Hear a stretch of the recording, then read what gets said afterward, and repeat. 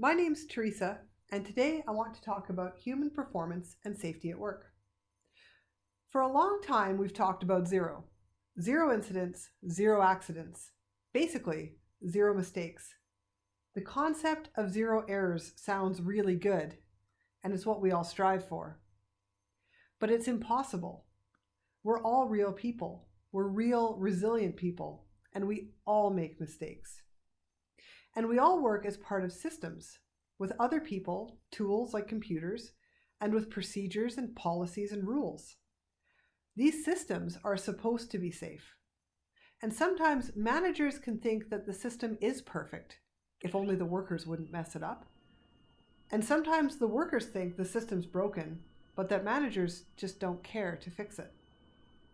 But the truth is that the system will always be flawed, and workers and managers need to work together to help make it safer and better for everyone. So let's figure out how. First, we need to understand, why do people make mistakes, and how do accidents happen? For this, I'm going to talk about 4 models of failure. The first is chain of events. The idea here is that events are linked, and failure happens at the weakest link. To avoid incidents, the weakest link needs to be removed or strengthened.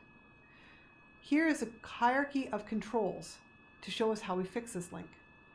The hierarchy of controls suggests that to prevent failure, it's better to first eliminate the weak link, and if you can't do that, then substitute it out. If you can't do that, engineer it out. Then maybe an administrative or procedural control. And finally, the last line of defense is personal protective equipment. In this model, if a weak link is strengthened, the incident is avoided. The second model is the barrier model. This suggests that layers of protection exist and that incidents happen when holes in the barriers line up. To avoid incidents, we need to keep our barriers healthy, and things like function testing of valves or inspecting for corrosion can tell us if our barriers are deteriorating, and we can take action to fix them. The third model of failure is called systems failure. This is the idea that complex systems have latent defects that are incredibly difficult to predict and prevent. Especially when physical systems, technology, and human interfaces come together, we get these complex systems.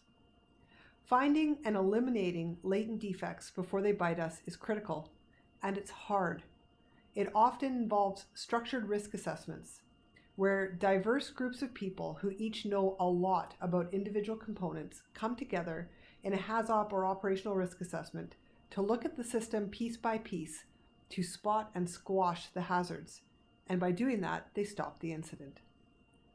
The final failure model is drift. This is where we start off on the right path or the safe route, and inch by inch we drift off course.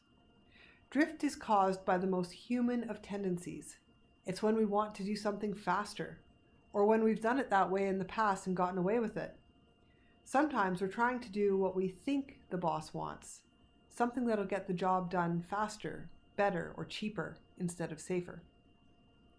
Drift can be corrected so we can stay on a safe course. Things like audits challenge us to demonstrate that we're taking all of the right steps at the right level of thoroughness or quality. Visible leaders who go out with a real interest in their people and how they work, to understand and to ask how the work is done and to learn about safety in their organization, will have conversations with different workers that will actually help workers understand that safety really is important to them. Supervisors reinforcing the use of procedures and attention to detail and safe work can remove the time pressure or the efficiency wiring we all seem to trend to, especially on repeat tasks. These failure models help us understand why certain systems exist, things like audits or inspections and other controls, and they help us understand how our tools can prevent incidents. Human performance is a fundamental understanding that we all make mistakes and that our systems are not perfect. But through curiosity, listening, and ultimately by learning is how we can predict, prevent, and manage error in an imperfect world.